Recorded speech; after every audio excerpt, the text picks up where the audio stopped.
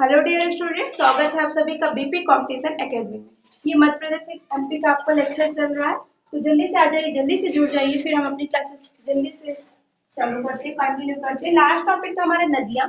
हमने नदियाँ पढ़ी थी। आई होप आप लोग को नदियाँ समझ में आ गया होगा। कोई डाउट होगा? नदियाँ आप लोगों को सही से समझ में आ गई? नदियाँ मैंने पूरी छोटी बड़ी लगभग सारी नदियाँ करा दी हैं, तो कोई डाउट हो तो बताइएगा। चलिए आज की क्लास स्टार्ट करते हैं। तो देखिए आज हमारा टॉपिक है सिंचाई एवं बहुउद्देशीय परियोजना।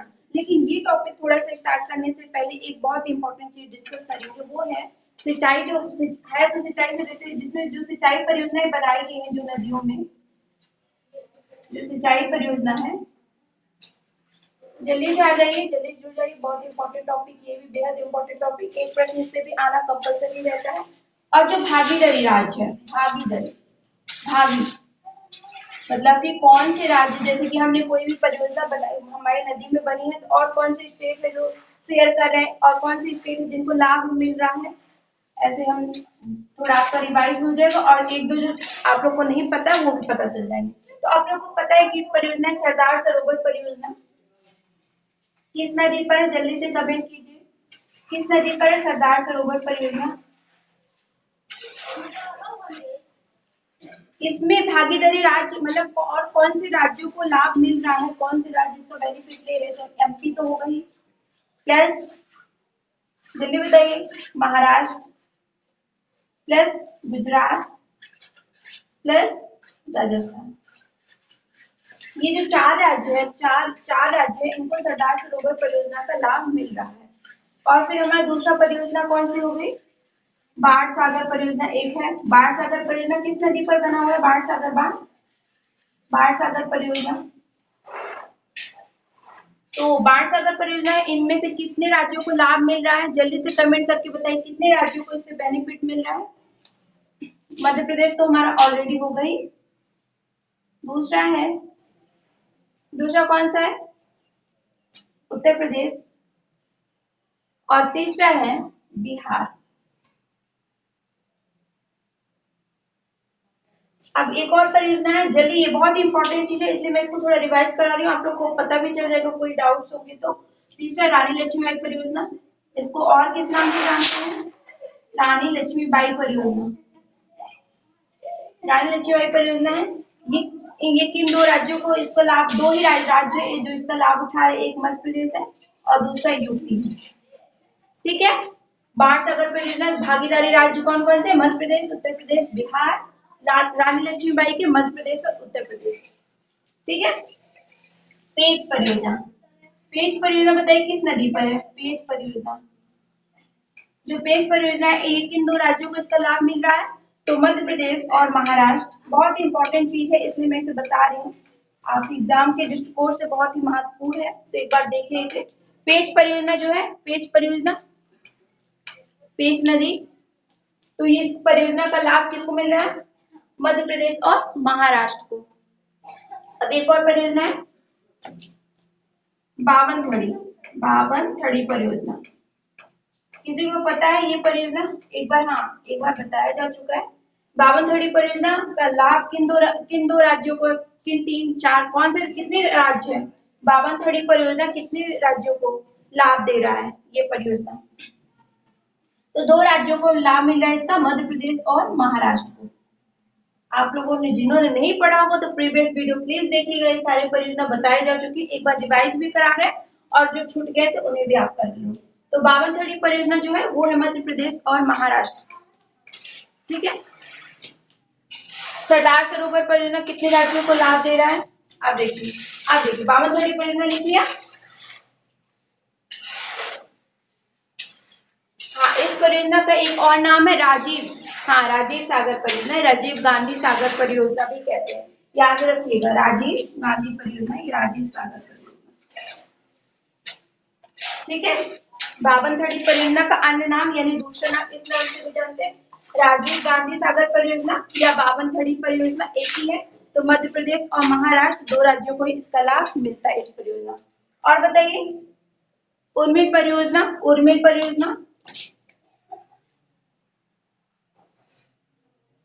उर्मिल, यस उर्मिल परियोजना किन दो राज्यों को इसका लाभ मिल रहा है, जल्दी से कमेंट करके बताइए। ये एक बार पढ़ाया गया है, जितने भी परियोजना है एक बार पढ़ाया गया है, तो जल्दी से बताइए। उर्मिट परियोजना, हाँ राजीव बावनथड़ी परियोजना का ही नाम है, राजीव गांधी सागर परियोजना या राजीव सागर परियोजना। तो ये दोनों ही एक ही नदी पर है, बावनथड़ी परियोजना बावनथड़ी नदी पर, ठीक है।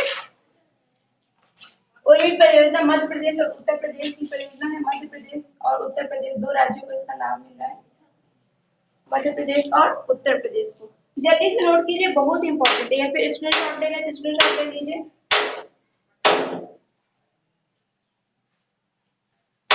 एक है चंबल परियोजना, क्या हुआ, कोई डाउट है? हाँ, बावनथड़ी, हाँ, कोई डाउट, क्या हुआ? हाँ, इसी का नाम है, इसमें कोई डाउट नहीं होना चाहिए। एक है हलाली परियोजना, हलाली, नाम सुना है इस नदी का, हलाली परियोजना। ये परियोजना हलाली नदी पर है, और हलाली जो नदी है वो बेतवा नदी की सहायक नदी है। जो हलाली परियोजना है वो हलाली नदी पर है, और ये बेतवा नदी की सहायक नदी के ऊपर है, मतलब सहायक नदी है, बेतवा नदी की सहायक नदी हलाली नदी पर है। और ये हलाली परियोजना हलाली ही नदी पर है, और ये हलाली नदी बेतवा नदी की सहायक नदी है। हाँ, सम्राट अशोक सागर, राइट। उर्मिट परियोजना मध्य प्रदेश उत्तर प्रदेश, बावनथड़ी परियोजना मध्य प्रदेश महाराष्ट्र, पेंच परियोजना मध्य प्रदेश महाराष्ट्र, रानी लक्ष्मीबाई मध्य प्रदेश उत्तर प्रदेश, बाण सागर परियोजना मध्य प्रदेश उत्तर प्रदेश बिहार। दिखने में कोई दिक्कत है क्या? एक और है जोबट परियोजना, जोबट, कहाँ लिखो, यहाँ दिख रहा है, ऊपर लिखो जोबट परियोजना, यहाँ पे समझ लीजिएगा। एक जोबट परियोजना है, जोबट परियोजना, जोबट परियोजना, ये किस नदी पर है? जोबट परियोजना हथनी नदी पर, एक हथनी नदी है उस पर है। इसे चंद्रशेखर आजाद परियोजना भी कहते हैं, चंद्रशेखर आजाद परियोजना भी याद रखिएगा। जोबट परियोजना का अन्य नाम है चंद्रशेखर आजाद परियोजना, चंद्रशेखर आजाद परियोजना, चंद्रशेखर आजाद परियोजना अगर आया तो ये जोबट की, और ये किस नदी पर बनी है? तो हथनी नदी पर, हथनी नदी, राइट, हथनी नदी। आप बताइए हथनी नदी किसकी सहायक नदी है? किसी की सहायक नदी पढ़ी है क्या हथनी नदी? किसी की सहायक नदी पढ़ी है क्या हथनी नदी? हलाली नदी, हाँ, हलाली परियोजना हलाली नदी में, और ये हलाली जो नदी है वो बेतवा नदी की सहायक नदी है, याद रखिए, बेतवा नदी की सहायक नदी। और जोबट परियोजना का दूसरा नाम है चंद्रशेखर आजाद परियोजना, भी इसी का नाम है जोबट परियोजना का, और ये परियोजना जो है हथनी नदी में बना, हथनी नदी में। पेंच परियोजना मध्य प्रदेश महाराष्ट्र,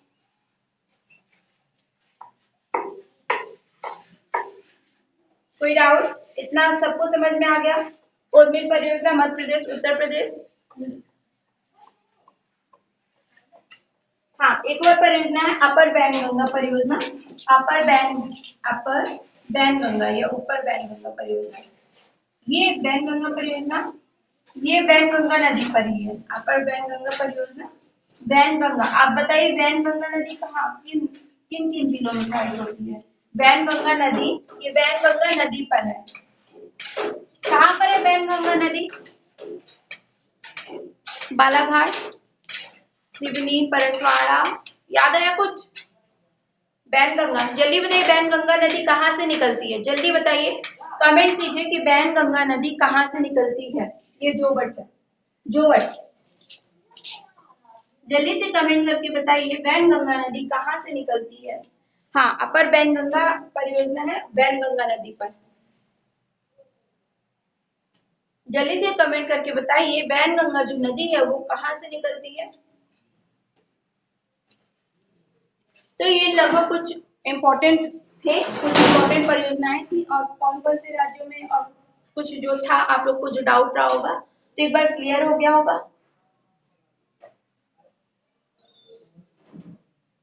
चलिए अब इसको इरेज कर दो,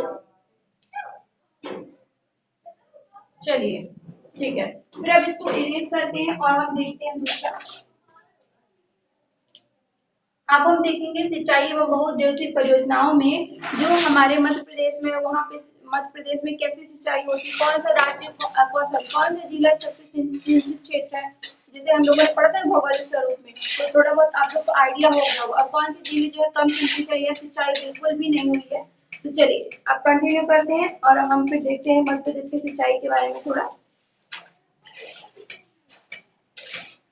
कौन सी, हाँ, हलाली परियोजना है, उर्मिल परियोजना, जोबट परियोजना, अपर बैंगंगा परियोजना, और ये किस नदी पर है ये भी लिखा हुआ है। अभी रेस्ट कर दे इसको।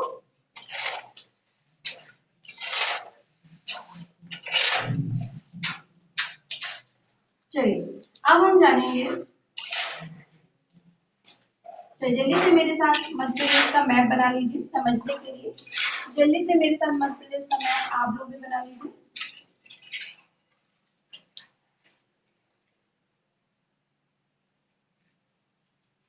जल्दी से बना लीजिए।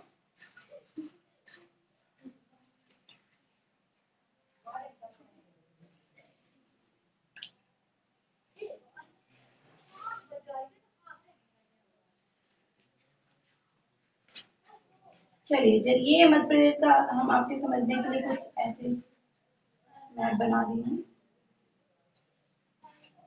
आपको ये समझना है, एरिया वाइज समझना है। चलिए फिर स्टार्ट मध्य प्रदेश में। आप देखिए हम थोड़ा सा जानेंगे मध्य प्रदेश की सिंचाई के बारे में, बहुत ही इंपॉर्टेंट टॉपिक है। तो चलिए जो मध्य प्रदेश के सिंचाई क्षेत्र है या मध्य प्रदेश में सिंचाई क्षेत्र जो हुआ है वो लगभग 4 तरह के हैं।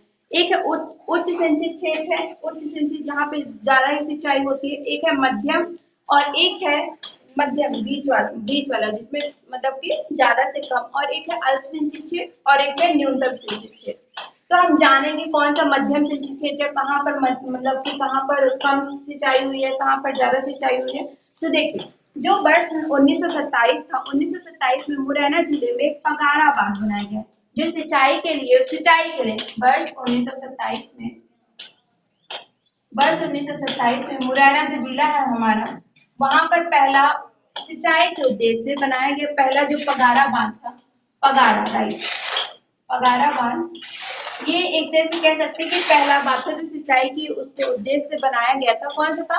1927 में मुरैना जिले में बनाया गया पगारा बांध। आपको मुरैना जो उत्तरी जिला है, उत्तरी जिला मुरैना जिले में बनाया गया बांध है पगारा बांध।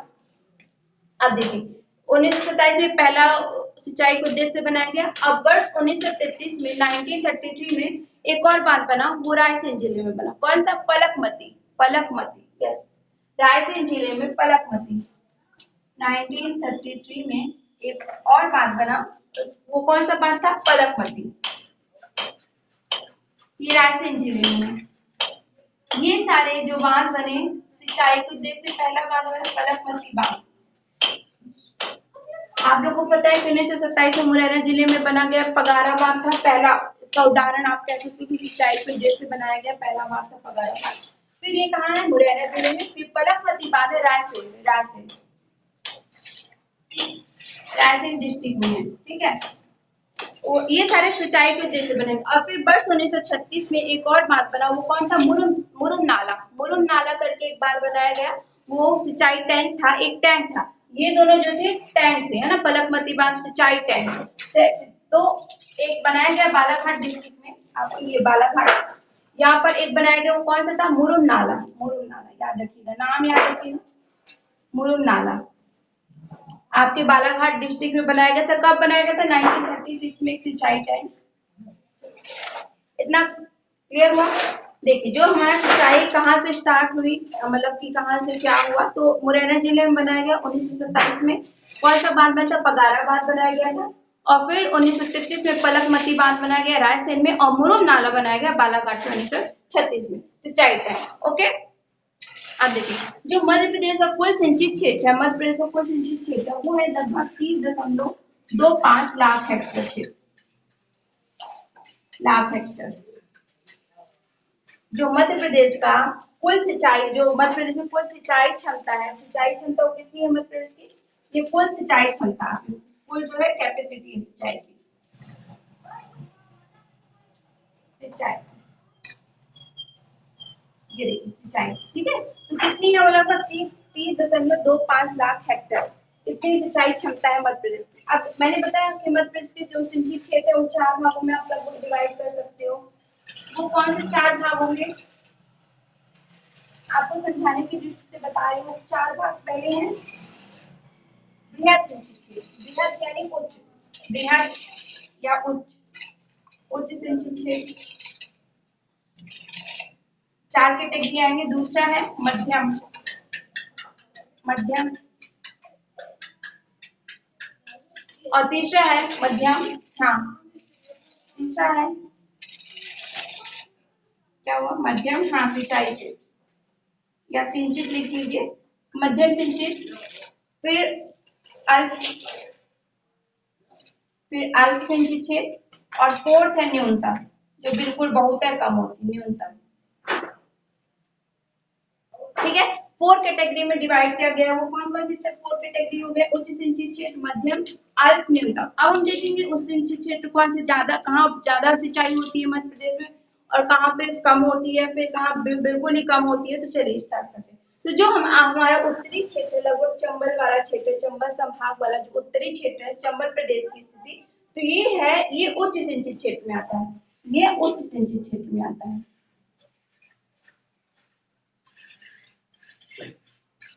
उच्च सिंचित क्षेत्र में आता है।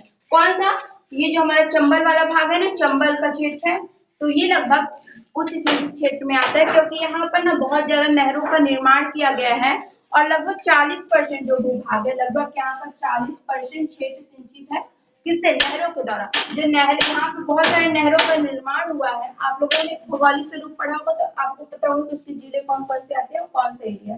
तो जो हमारा ये ग्वालियर वगैरह वाला, हाँ ग्वालियर, मुरैना, भिंड, ईश्वरपुर, सॉरी भिंड नहीं आएगा, तो ये इतना वाला जो क्षेत्र है हमारा ऊपर का, उत्तरी चंबल, चंबल का जो क्षेत्र है वो उच्च सिंचित क्षेत्र में आता है, मतलब यहाँ बहुत ज्यादा सिंचाई की गई है नहरों के द्वारा, और लगभग 40% इसका भूभाग सिंचित है, तो मतलब सिंचाई के द्वारा। और सबसे सिंचित जिला कौन सा हो गया, तो ग्वालियर और मुरैना, यहाँ का सबसे ज्यादा आपके उत्तरी क्षेत्र या उच्च सिंचित क्षेत्र में। अगर उच्च सिंचित क्षेत्र की बात करें तो सबसे ज्यादा जो सिंचित है, सबसे ज्यादा सिंचाई जहाँ हुई है वो है ग्वालियर और मुरैना जिला। यहाँ पर नहरों के द्वारा लगभग 40% भूभाग या क्षेत्र को सिंचाई की जाती है, कितना कवर हो जाता है। कोई डाउट, उच्च सिंचित क्षेत्र। अब देखिए, अब मध्यम सिंचित क्षेत्र कौन सा एरिया हो गया, जिसमें बहुत ही कम सिंचित, तो ये जो आपको मतलब उच्च, कम, उच्च से थोड़ा सा कम जो सिंचाई होती है, तो आपको कौन सा एरिया हो गया, लगभग पूर्व, ये जो आपका पूर्व वाला एरिया है ना, लगभग पूर्व और उत्तर दक्षिण वाला एरिया, आप लोगों का उत्तर और दक्षिण वाला, उत्तर के कुछ हिस्सा और दक्षिण का कुछ हिस्सा, तो आप ये हिस्सा ले सकते हो, ये हिस्सा ले सकते हो, और आप कुछ पूर्व का एरिया, तो जो आपका मध्य पूर्व में तथा उत्तर दक्षिण के जो क्षेत्र है, इसको कितना, नहरों व नलकूपों के द्वारा, नहरों व नलकूपों के द्वारा लगभग 35% भूभाग सिंचाई की गई है। मध्यम सिंचित क्षेत्र, मध्यम सिंचित क्षेत्र आप इसे ले सकते हो, लगभग ऐसे, ये मध्यम सिंचित क्षेत्र है, मध्यम। और यहाँ पर सिंचाई कैसे हुई है, यहाँ पे जो सिंचाई हुई है नहरों और कुएं व नलकूपों के द्वारा, लगभग 35% इसका भूभाग, लगभग 35% इसका भूभाग जो है सिंचित किया गया, ठीक है। तो लेकिन जरूर पूर्वी बस क्षेत्र नहीं है, ये उत्तर दक्षिण का भी क्षेत्र है, उत्तर का भी कुछ हिस्सा और दक्षिण का भी कुछ हिस्सा, मतलब कि कहाँ कहाँ पे मध्यम सिंचाई होती है। तो आप लोग का पूर्व बस का एरिया नहीं है तो बस इतने में मध्यम सिंचाई हो गई है ना, मैं ये मैप के लिए समझा रही हूँ तो आप लोग समझिए, उत्तर और दक्षिण का कुछ हिस्सा और पूर्व का जो हिस्सा है उसे वो मध्यम सिंचाई के अंतर्गत आता है, ठीक है। तो यहाँ पे सिंचाई जो कुएं व नलकूपों के द्वारा होती है, लगभग 35%, लगभग मध्यम सिंचाई क्षेत्र में कितना, लगभग 35% क्षेत्र आता है। और सबसे ज्यादा जो मध्यम सिंचाई सिंचित क्षेत्र है उसमें सबसे ज्यादा जहाँ सिंचाई होती है मध्यम सिंचित क्षेत्र में, वो जिला है बालाघाट, याद रखिएगा बालाघाट, यहाँ पे लिख देती हूँ, यहाँ पे बालाघाट डिस्ट्रिक्ट है आप लोगों का, तो बालाघाट, और एक और जिला है भिंड, बताया ना, उत्तर दक्षिण और पूरब, ये जो थोड़ा एरिया है वो है मध्यम सिंचाई का क्षेत्र, तो बालाघाट और कौन सा, भिंड, जो हमारा बालाघाट जिला और भिंड जिला है वो मध्यम सिंचित क्षेत्र है। तो जो सर्वाधिक मध्यम सिंचित क्षेत्र में कौन सा जिला सिंचित होता है वो है बालाघाट और भिंड। कंफ्यूज मत होइएगा, ये ग्वालियर और मुरैना उच्च सिंचित क्षेत्र में आता है, लेकिन ये क्या है, यहाँ पर सबसे ज्यादा सिंचाई की जाती है। ये दो जिले हैं जिनमें उच्च सिंचित क्षेत्र है, ठीक है। और मध्यम में बालाघाट और भिंड, ये दो जिले हैं जहाँ पर मध्यम सिंचाई की जाती है, लेकिन ज्यादा। अगर मध्यम सिंचित क्षेत्र में पहला जिला बताया जाए तो वो बालाघाट और भिंड होगा, और उच्च सिंचित क्षेत्र में पहला जिला कहा जाए तो ग्वालियर होगा। कोई कंफ्यूजन? अब देखिए, अब अल्प सिंचित क्षेत्र, जहाँ पर अल्प यानी मध्यम से कम, तो वो कौन सा क्षेत्र हो जाएगा? अल्प। तो वो लगभग आपका ये जो इंदौर उज्जैन वगैरह आते हैं ना, तो वो लगभग आपका नर्मदा, जो नर्मदा घाटी का क्षेत्र है उसके ऊपर वाला भाग। हाँ, यहाँ पर कुओं व नलकूपों के द्वारा, हाँ यहाँ पर कुओं व नलकूपों के द्वारा सिंचाई होती है। तो ये जो लगभग आपका पश्चिमी भाग हो जाएगा, ये आपका पश्चिमी भाग हो जाएगा, वो लगभग अल्प सिंचित क्षेत्र में आता है। अल्प सिंचित क्षेत्र में आएगा कौन सा? लगभग आपका पश्चिमी भाग। जो पश्चिमी भाग होगा यहाँ पे कुओं एवं नलकूपों के द्वारा सिंचाई होती है, और लगभग 15% यहाँ पे सिंचाई होती है। लगभग अल्प सिंचित क्षेत्र में लगभग 15% भूभाग कुओं व नलकूपों के द्वारा सिंचाई की जाती है। एक बात याद रखिएगा, जो मध्य प्रदेश में सिंचाई के लिए जो साधन यूज किए जाते हैं वो कौन कौन से हो गए? कुएं एवं नलकूप, नहर एवं तालाब। एक ये चीज आप नोट कीजिए। देखिए, मध्य प्रदेश में जो सिंचाई होगी या तो वो कुआं या नलकूप, दो साधन होगा। सिंचाई के साधन लिख लीजिएगा, सिंचाई के साधन, ठीक है। तो या फिर नहरों से होगी, नहर से होती है, नहरें, या फिर तालाब। मध्य प्रदेश में मुख्यतः मेन जो है सिंचाई होती है उसके तीन ही साधन है, कुएं या नलकूप, कुएं व नलकूप, दूसरा नहरें और तालाब। तो लगभग 66.3% जो है सिंचाई, लगभग 66.3% जो सिंचाई होती है वो कुएं व नलकूपों के द्वारा होती है। लगभग 66.3% जो सिंचाई होती है वो कुएं व नलकूपों के द्वारा होती है, और लगभग 17% जो सिंचाई होती है वो नहरों के द्वारा, और 3% जो है तालाब के द्वारा। नोट कर लीजिएगा, मुख्यतः मेन। और आप ये कह सकते हो कि वो छोटी छोटी चीजों से भी सिंचाई, लेकिन जो मेन सोर्सेस है तीन ही है। कुएं या नलकूपों से सिंचाई होती है, जो सर्वाधिक मध्य प्रदेश में कुएं व नलकूपों से हुई। फिर दूसरे नंबर पे नहरों से 17% और तालाबों से 3%। इतना कॉन्सेप्ट क्लियर हुआ? तो यहाँ पर भी कुएं व नलकूप योगदान देते हैं सिंचाई के लिए, कहा? मध्यम क्षेत्र में। और अल्प सिंचित क्षेत्र में भी 50% जो है कुएं व नलकूपों के द्वारा ही सिंचाई होती है। तो अब इसमें देखिए, अल्प सिंचित क्षेत्र में जो अल्प सिंचित क्षेत्र में जो जिला आता है वो है कौन कौन से? होशंगाबाद, इंदौर और उज्जैन। और भी जिले हैं, आपको पश्चिमी भाग आता है अल्प सिंचित क्षेत्र। तो यहाँ पर अगर आपको अल्प सिंचित क्षेत्र ऑप्शन आया तो आप याद रखिएगा इंदौर, ये इंदौर आता है। उज्जैन, आपका उज्जैन डिस्ट्रिक्ट, महाकालेश्वर उज्जैन, इंदौर और होशंगाबाद भी, ये होशंगाबाद भी आपका आएगा, ठीक है। ठीक है, पश्चिमी भाग आपका पूरा अर्ध सिंचित क्षेत्र हो गया। आप लोग को ये जानना है कि कहाँ पे ज्यादा उच्च सिंचित क्षेत्र ये है, फिर आपका ये मध्यम सिंचित क्षेत्र हो गया, ये वाला एरिया मध्यम सिंचित क्षेत्र हो गया, और ये अल्प सिंचित क्षेत्र हो गया, और आपका न्यूनतम सिंचित यानी सबसे कम सिंचाई होती है वो है दक्षिण पूर्वी भाग। ये जो आपका साउथ साइड है ना, और थोड़ा सा कुछ पूर्वी हिस्सा आपका पूर्वी, ऐसा तो नहीं है कि मध्य सिंचाई क्षेत्र आप 2-4 जिले लिख दोगे और कह दोगे ये मध्यम सिंचाई क्षेत्र है, ऐसा नहीं। और भी जिले होंगे ना जहाँ पे कम सिंचाई होगी। अब मैंने बताया ना, मध्य में आपका उत्तर दक्षिण का भी हिस्सा आता है और पूर्वी का। इसी तरह से जो न्यूनतम सिंचाई क्षेत्र है वो दक्षिण वाला भाग और पूर्वी का कुछ हिस्सा ऐसा है जहाँ पे बहुत ही कम सिंचाई होती है, कम सिंचित क्षेत्र, कम सिंचित भूमि है वो। और सबसे न्यूनतम सिंचित क्षेत्र जो सबसे न्यूनतम सिंचित जो जिला है या सबसे कम सिंचित जिला जो है वो है डिंडोरी। याद रखिएगा, जो वहां पे सबसे लगभग, और ये लगभग 10% भूभाग। हाँ, और ये जो दक्षिण पूर्वी भाग है, दक्षिण पूर्वी भाग जो न्यूनतम सिंचित क्षेत्र है, न्यूनतम सिंचित, और ये जो न्यूनतम सिंचित क्षेत्र है, और यहाँ पे सिंचाई तालाबों के द्वारा होती है। इसलिए ये और भी काम तालाबों के द्वारा। यहाँ पर सिंचाई जो तालाब है ना उनके द्वारा होती है और लगभग 10% भूभाग यहाँ पे सिंचाई की जाती है। टोटल 10% भूभाग ही कवर कर पाता है। और सबसे न्यूनतम सिंचित जिला जो है वो डिंडौरी, याद रखिएगा न्यूनतम सिंचित जिला तो डिंडौरी, यहाँ पे लिख दो डिंडौरी, डिंडौरी याद रखिएगा। हाँ डिंडौरी यहाँ पर स्थित नहीं है लेकिन मैं बता रही हूँ जगह नहीं है इस पे। तो न्यूनतम सिंचित जो जिला है वो है डिंडौरी, इसमें कोई डाउट। उच्च सिंचित क्षेत्र आपका चंबल वाला क्षेत्र आता है। अल्प सिंचित क्षेत्र में आपका एक पश्चिमी हिस्सा आ गया और मध्यम सिंचित क्षेत्र में उत्तर दक्षिण का कुछ हिस्सा और पूर्वी भाग, और दक्षिण और पूर्वी भाग जो है वो न्यूनतम सिंचित क्षेत्र, वहां पर तालाबों के द्वारा सिंचाई होती है और लगभग 10% भूभाग की सिंचाई हो पाती है। कोई डाउट? सिंचाई एवं बहुउद्देशीय परियोजना में लगभग सिंचाई के लिए पहला बनाया गया जो बांध परगारा बांध मुरैना में, इसको आप पहला बांध कह सकते हो जो सिंचाई के उद्देश्य से बनाया गया। फिर आगे बढ़ता गया 1933 में और बना, फिर 1936 में एक और बना, फिर इस तरह से कंटिन्यू सिंचाई के लिए बनते हैं। और जो मध्य प्रदेश में कुल सिंचाई क्षमता 30.25 लाख हेक्टेयर है।